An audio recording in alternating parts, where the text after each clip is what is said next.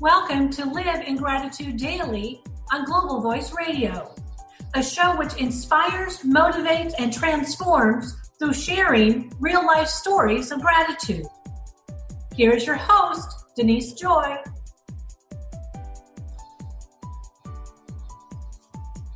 Welcome to another episode of Live in Gratitude Daily. I'm Denise Joy Thompson, and I'm your host. And with me today is Margaret Watson Hopkins. And Margaret, I am not sure when we first met. We've known each other for years because of the work that we have done in crisis and trauma response and through the International Critical Incident Stress Foundation. But we've known each other for years. We've been friends on Facebook. And it's about a year and a half ago that I think I reached out to you personally, or we were talking on Facebook or doing something, and I asked if you would be willing to be a co-author in Live in Gratitude Daily. And luckily you said yes. And so here we are, and that was the end of 2016 when we worked on the first edition of Live in Gratitude Daily, the key to abundance, joy, and love. And so now we're in 2018, and I know so much has happened in my life, but I know a lot has happened in your life also. That's very true. So tell me, though, before we get in and talk about, there's some exciting things that happened to you last year, let's talk a little bit about saying yes to being in Live in Gratitude Daily. And let's talk about the message that you shared and you wrote about on January 22nd. Thank you, Denise. And it was indeed an honor to be asked to write for your book. I think I was probably one of the ones who turned my little thing in the latest. The muse of procrastination has always been on my shoulder. But what I wrote about is something that is very, very close to my heart. And I wrote about the fact that I am so grateful, in hindsight, for the things that have happened to me during my life. And like everyone, my life has had ups and downs. And I made some atrocious errors and bad decisions, some of them for the right reason, some of them for the wrong reason. And yet, I've learned from them and I've grown from them. And I think that what I've learned through critical incident stress management, what I have learned through dealing with people who have post-traumatic stress disorder and working with nurses and first responders and firefighters and law enforcement is that there is so much we can glean from our own mistakes, so much we can learn from our own mistakes and grow from. And I think that's the biggest thing I have learned from my life, is the growth that has come from what I've experienced. And there's been a big sea change in the work that you do and the work that I do in the past 20 years, especially when it comes to resilience and growth. And I think that made the difference in my life. That changed me immensely. My background is that my mother could always find the black cloud behind the silver lining, and the cup was always half full. And I grew up with that. And it wasn't until I became involved in crisis management that I realized, no, it's the other way around. Did I say half full? Half empty is how she always looked at the cup. Half full is how I learned to look at the cup, and that it was okay to be a cockeyed optimist. And that made a real difference in my life. Mm-hmm. So I'm, bad. They say that good judgment comes from experience, and experience comes from bad judgment. And if you can look at life like that, look at your experience and grow from it and learn from it, I think And I think, that's one of the key messages when you talk about being optimistic And when you talk about the work that you and I have both been involved in for many, many years, we know now that when we're talking about resiliency, when we're talking about putting a crisis or traumatic situation into a perspective that we're able to live with and grow from, it goes back to recognizing what do we still have. That doesn't mean the moment after that crisis or trauma, but it's getting our mind to start thinking about what do we still have in our life. And then we grow to accept and actually see how something that was a crisis, how something was very tragic at a moment in time actually led us down a path or created another part of our life that we would not have known.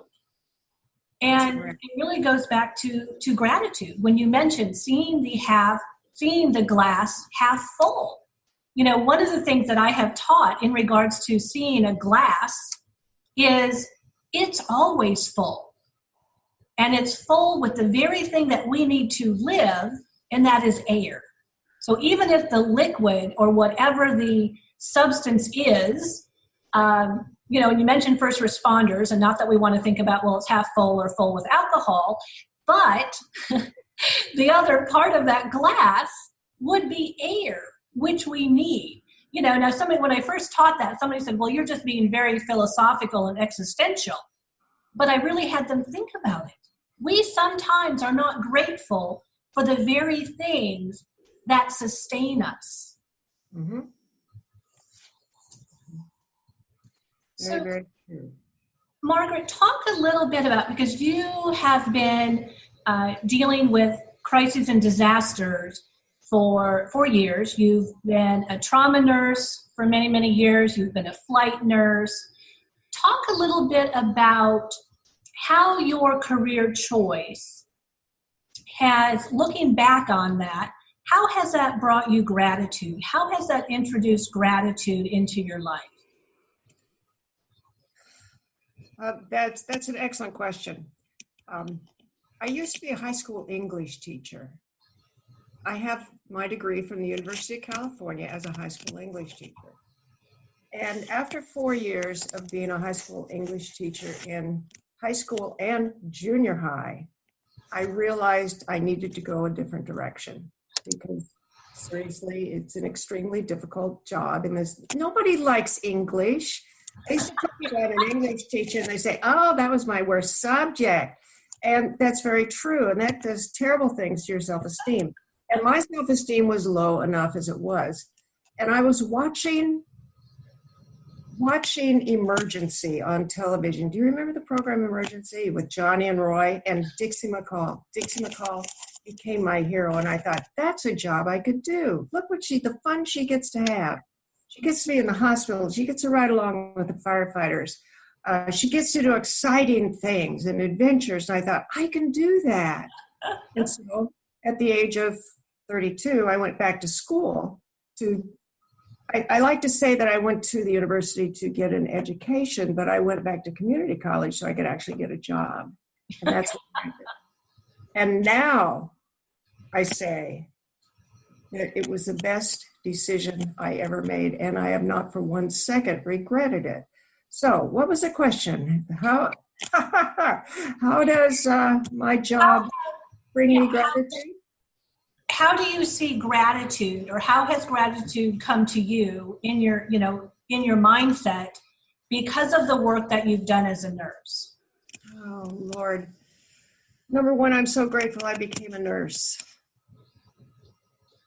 Number two, I'm not a particularly touchy-feely person, but I feel that I touch my patients when I work with them.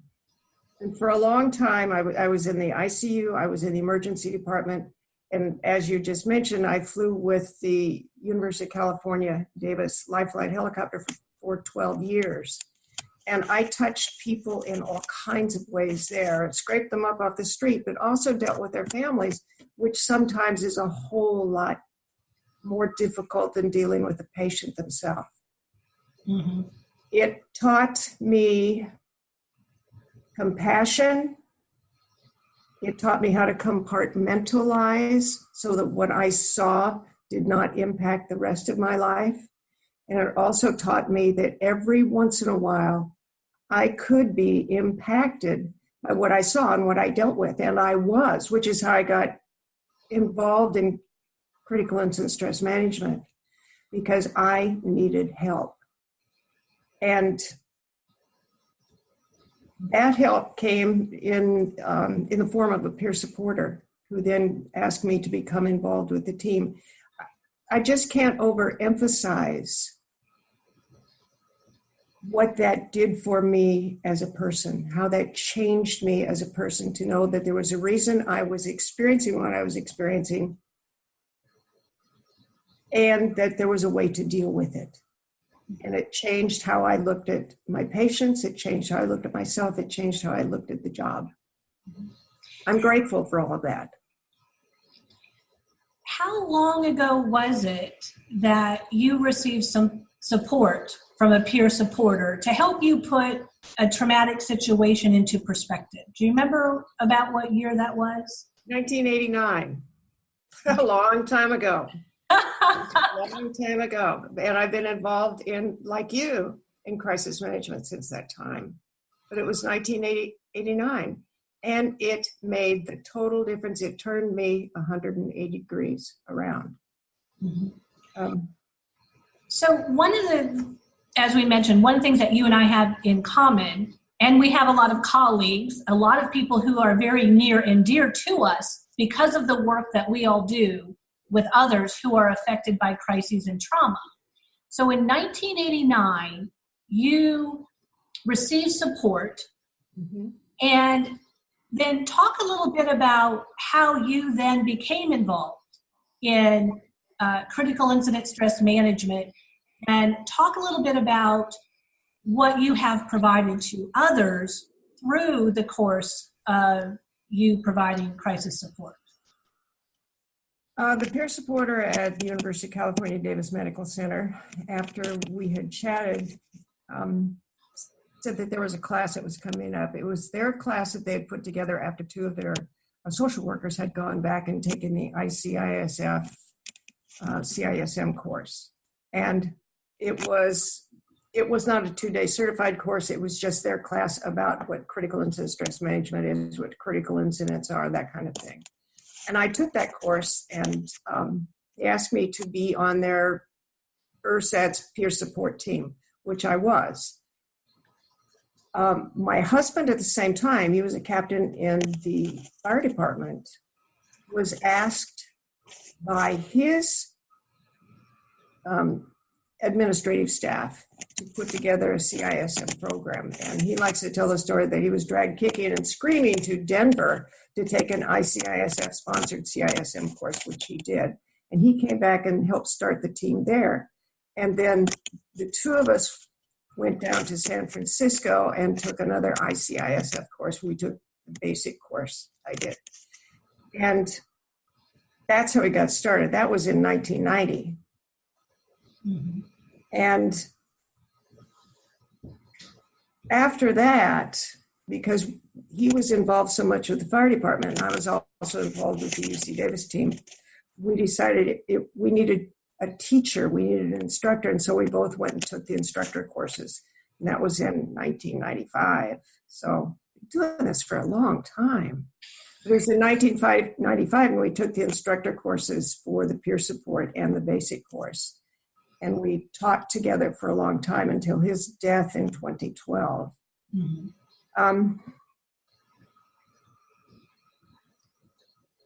If I can give, and from all of the feedback that we got when we taught together and all of the feedback that I got since I've been teaching on my own, if I can give back to the people I teach the understanding of how they respond to a critical incident and what critical incidents are and how they can deal with it, if I can return to them what I have received, I don't think there's any better gift than that.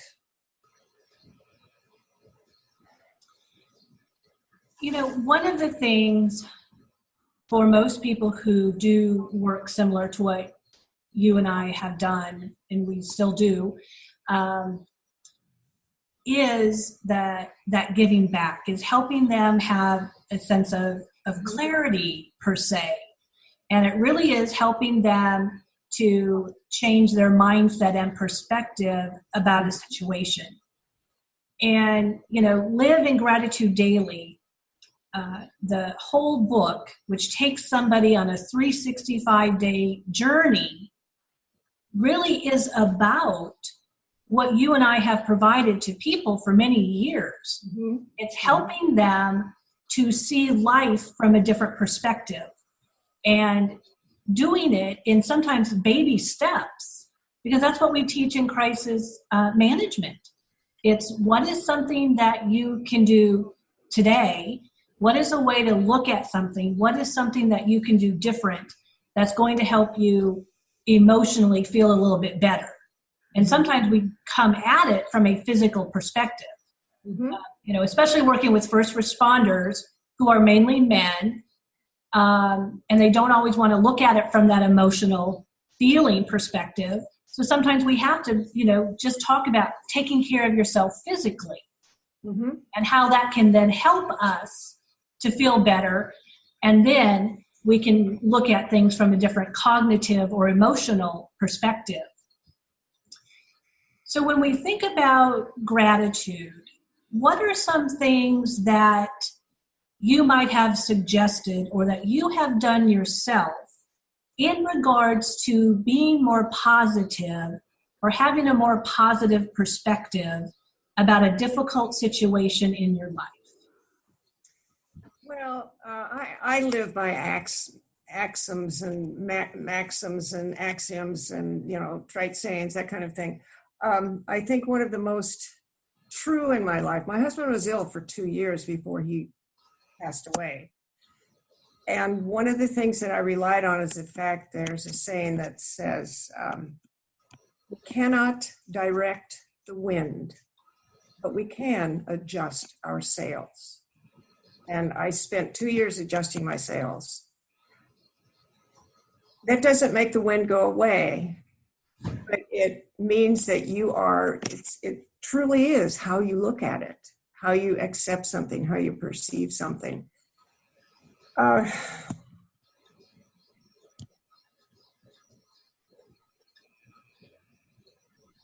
What was the question again? Well, you answered it wonderfully. Oh, good. In that case,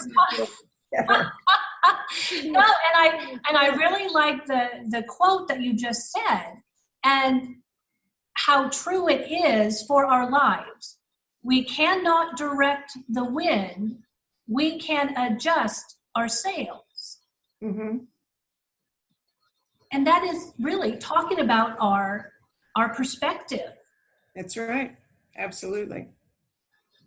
And not just complaining about the wind, right? Not complaining that it's a severe wind and it's a cold wind and it's going to be blowing forever and I can't get out of this wind, right? So when we go down that way, we're not being grateful for anything. Even if we can think, well, I'm grateful for whatever is between us and the wind. And hopefully we start with ourselves. Mm-hmm. Mm-hmm. And realize we, our body, who we are as a human being, is what we can be grateful for at any moment in time. Absolutely. We struggle to survive in our lives. And we can either, I hate to be trite again, we can either succumb to what happens to us, or we can choose to not succumb. If we have bad experiences, we can turn it into good judgment. We can adjust ourselves. We may not end up quite going the way we're going to go, but we will get there eventually, or we will reach someplace new. And I guess it's, cockeyed optimism. And perhaps it's because we don't live in a third world country. We live in a place where we have so many blessings that we can be concerned with achievement, self-achievement, that type of thing. But there are other times when life knocks us down, and we really do have to use tools to get back up again. Mm-hmm. Well, and I think even you and I, who with our training, our understanding of trauma, of stress management, of psychology, that doesn't mean, and I admit when I do Facebook Lives, and I'll admit right now on this show with you, I have moments, even today, something will happen. That doesn't mean that I'm like, oh, I am so grateful and I have this new experience and I'm going to grow from it. That's not my initial thought. Oh, thanks. I must not share my initial thought. That might be a word that I normally don't say, right? But I have those moments. And then because of my training, more quickly than possibly other people, putting it into perspective comes into play. Because I'm sure even in the work that you do now, because you're still working as a nurse, there's probably days where your mind is not on that joyful, grateful, I have everything that I want in my life. Well, at this point in my life, I am well retired. I'm into my 15th year now of doing, what the hell is it, per diem work. Working 2 or 3 days a week. And sometimes I think that the signs at work are telling me I really do need to retire. But the return that I get from working and from helping people and the socialization, my friends at work, it can't be replaced. It can't be replaced. I am so grateful. Mm-hmm. And you mentioned about adjusting sails when the wind is blowing and not necessarily knowing where we may go, right? Where that journey may take us. Mm-hmm. And if we look at our lives now, could you imagine you being where you are, that you had the experiences that you've had and you've had the learning, the growth? Could you ever have imagined the successes that you've had? You mean when I was 20 years old? 30 years old? No, absolutely not. Absolutely not. And the good fortune that I've had and the luck that I've had, and the people that I've met, people like you, that I've met that have made such a difference in my life and the lives of others. I just feel incredibly fortunate. Mm-hmm. That by happenstance and sometimes by making very wrong decisions for wrong reasons or right reasons, I have ended up where I am now. It's just... So, and sometimes people will make a comment about, well, I wish that something hadn't happened in their life. And I look at things that have happened in my life, and I'm sure that you can also, and without something happening, then this would not have been my journey. And I don't know then what that other journey would have been. Would it have been better? I don't know.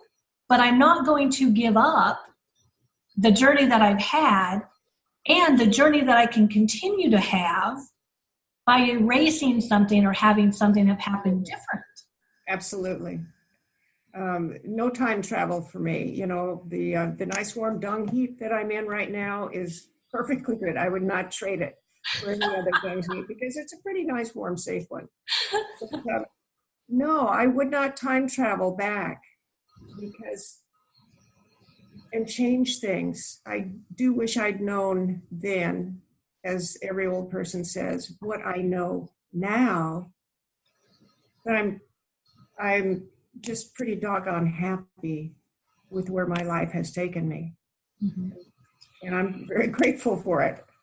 So, Margaret, talk about a new experience that you had in December of 2017. December of 2017 was an exciting time for you. And let's talk a little bit about that. Okay, you're very kind. Several years ago, my daughter Laura suggested to me that I write a book about my experiences as a flight nurse. And at that point in time, I thought, no, because my experiences as a flight nurse were not that much different than other people's. And I can't come out of it and say, I've learned this great thing that I'm going to share with you, but I could write fiction. And so 2 years ago, I started writing fiction, a fictional story about a fictional flight program in Fairbanks at a fictional level 2 trauma center with a fictional CJ, Herndon Valenzuela, as the nurse. And fortunately, my daughter Laura also helped me edit this, and she guided me and said, Mom, you really have to have a plot, which was helpful to know. And you really have to have characters that people like. And so let your characters guide you. Find out who your characters are. Well, 2 years later, a program or a project that I felt would take 3 months because I'm such a good writer. That's a joke. I learned now that really was a joke. So I thought it would take 3 months, 6 months max, and it took 2 years with her very professional help. But my book was published. My flight nurse romance book was published with the intrepid heroine and the handsome Alaska State Trooper and the adventures, which actually are based on things that I have done. See, I could talk about my career as a flight nurse. I just put it as someone else's career. But because of what you and I have done, because of the crisis management stuff, that's also a big part in it. It plays a big part because CJ has a crisis incident that she has to deal with. And 3 years ago, 2 Alaska State Troopers were killed in Alaska doing their jobs. It was line of duty death, double murder. And I have fictionalized that for this book and changed the events because it still, when I talked with colleagues up at the Alaska State Troopers in Fairbanks, it was still pretty hot and heavy for them. And there was no way I was going to repeat that. So I fictionalized it. But it has an impact on the main trooper character because he was the one who sent these two to do this little trivial job in one of the villages. And because of his decision, they died. And it has impacted him tremendously. So I've managed to use my flight career. I've managed to use my knowledge of law enforcement, pre-hospital people. But I've also managed to put in there the stuff that changed my life immensely, which is crisis management and dealing with the emotional, psychological, and physical impacts of trauma, seeing trauma, dealing with trauma, smelling it, touching it. And there's romance in there too, and there's carnal knowledge. Please. I won't deny it. And you won't say whether or not that's from your experience as a flight nurse or that's just something that was fictional. I don't know how to put that into words. I don't know how to put that into words, Denise. Yes. You know, sometimes there's things in our life that we just don't talk about. No. But I think, and I'm looking forward to reading your book. It's on my reading list. And, you know, one of the things that came to mind as you were talking, it would be very interesting, and off the top of my head, this could be a interesting way to get people, you know, who are not yet interested in critical incident stress management to, you know, because sometimes the books that we read can be a little esoteric, and then it doesn't make it's hard to understand because some of them, the books that you and I have read are very clinical. and is like, well, this doesn't sound fun, and we're not even sure what this is supposed to do to the limbic system and the hypothalamus and the amygdala. And do I sound like George Everly for a moment? Oh, when I took that peer support class, he said amygdala and hippocampus, and we're all sitting there. I was with a bunch of firefighters. We're all sitting there, what the dickens is he talking about? I thought he was making those words up, and then I found out he really wasn't. And hopefully Dr. George Everly will watch our video and we'll give him a shout out. And Dr. Jeff Mitchell. I mean, we've been talking about critical incident stress management. And so those two individuals, without Jeff and George working together, and the rest of the pioneers who helped create critical incident stress management. I know that we have a lot of our stress management colleagues will be watching our video, because I will post it in our groups where they are at, because we are one big extended family. Absolutely. Absolutely.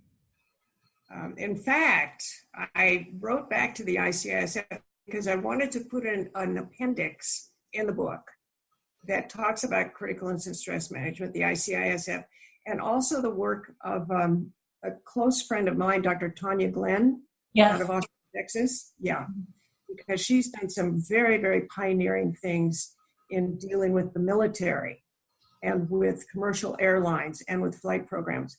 So I wrote back to the ICISF asking if that would be all right. I didn't want to presume. And Jeff and George, Dr. Everly and Dr. Mitchell both said, good, go ahead and do it. This might reach people who have never heard of this before or do not know of this opportunity before. So yeah, good. Right. Well, now, can you lift up your book? Oh, can I? Yes, please. So, yes. So Wings of the Aurora. And one of the things that I'll also do, where can they purchase this book? Oh, it's on Amazon.com. It can also be purchased as a Kindle to read on your reader, or it can be the paperback. And the name on it, because I was a little bit hesitant to say, woohoo, look at me, I've written a book, I changed it to M for Margaret, Dixie, my hero, and then my last name, Watson. So, okay. So Dixie is my hero. Our listeners and our viewers can go to Amazon.com, search for Wings of the Aurora. Northern Stars. Yep, Northern Stars. And we will also make sure that the link, when I post this in Facebook, that the link is available, because I think that this can be very helpful. And to even get departments to buy a copy, right? Have a lending library and a copy, and probably helping families of first responders, firefighters, EMS, law enforcement, military members, to help them also understand what their family members may be going through. And it can be a entertaining way to be educated on critical incident stress management and things such as that. Mm-hmm. So Margaret, I am so thankful for you sharing your time with me, sharing about gratitude, us having this discussion also on critical incident stress management. You know, most of the viewers, I think, know that I have a background as a therapist and background in the military. And there's so much going on in our world today within the United States, where our first responders, firefighters, law enforcement, EMS, and even the National Guard and military members are dealing with all of the natural disasters. And, we've seen so many individuals providing support, and there's a psychological toll that takes place. And also for those members who have been deployed, time after time, since September 11th of 2001. So talking about critical incident stress management, talking about how even you and I, when people would look at us and maybe have an understanding of what they do, that we also could have those reactions. Anyone who is dealing with a critical incident, a crisis, a trauma, can have strong reactions. And so we want to make sure that they know that they can seek help, whether it's through a peer support program, or if somebody, because of their insurance coverage, can actually go and see a therapist to talk about their reactions, and that it doesn't mean it's a sign of weakness. I would encourage those individuals too, if they're going to see a therapist, to make sure that this is a trauma-trained therapist who can do cognitive behavioral therapy, along with other adjunct therapies. For example, do you do eye movement desensitization and reprocessing, EMDR? I myself, I'm trained in EMDR, but I do not actually do it. I have seen the very, very positive results of this. And you won't get this with talk therapy. You will get it with someone who's been trained in EMDR, which is an adjunct therapy, and also in cognitive behavioral therapy, which is one of the, I think, more powerful therapeutic techniques that are being used for folks with post-traumatic stress and PTSD. Right. Well, and one of the things, even when we talk about Live in Gratitude Daily, a lot of the things that are recommended in the journal is from a cognitive behavioral perspective, because we're changing our mindset about a situation. Mm-hmm. And so we're changing our cognition. Mm-hmm. And that is helpful in so many ways, in relationships, in communication, in dealing with stress.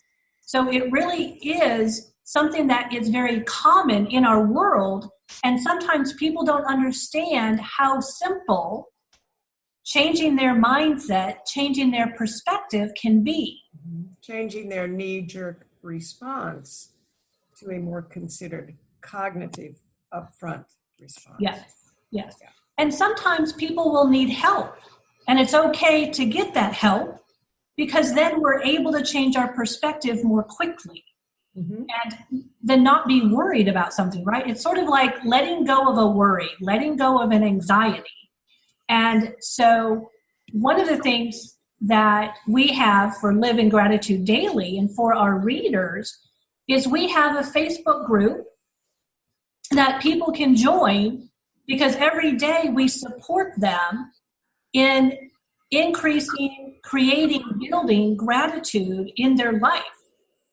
And so I do encourage all of our listeners to join our public Facebook group, Live in Gratitude Daily. And I know from the last year that we have changed people's lives. We have had people in our group who have had some crises, had some traumas, and they have shared with the group and have gone through the journal, changing their mindset and their perspective. Now, yes, if somebody brings an issue that needs more support, then we can refer them and talk to them about seeking out further help. Okay, we're not doing therapy in our public Facebook group, but these individuals are dealing with health issues, are dealing with some family issues. They're dealing with things. If we change our mindset on how we view something, then we're able to make changes. And as you said earlier, we cannot control the wind. We can adjust our sails. Absolutely. Absolutely. So, Margaret, thank you once again. And I want to give a shout out one more time of your book, Wings of the Aurora, Northern Stars. It can be found on Amazon.com.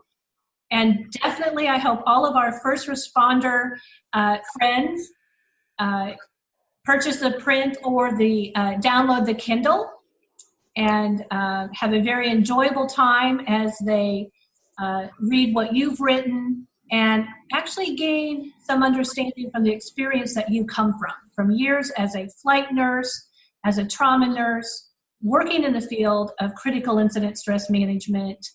I'm excited and I look forward to reading it myself. And again, thank you. And I know we'll continue to see you on Facebook as we continue to share our journeys. Thank you, Denise. I'll send you a copy. I'll send you a copy of Wings of the Aurora. Okay? Okay. And then once I read it, then we might have to have another full discussion of your book. I hate to tell you, there are swear words and profanity in it too. Well, I've been around a few first responders in my life, so This goes with the territory. Yes. Okay, sweetie. Thank you. So thank you very much. It's been good talking to you. Bye-bye. Bye.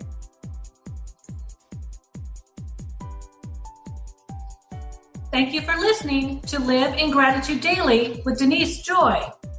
Join us every Sunday, 11 a.m. Eastern on Global Voice Radio.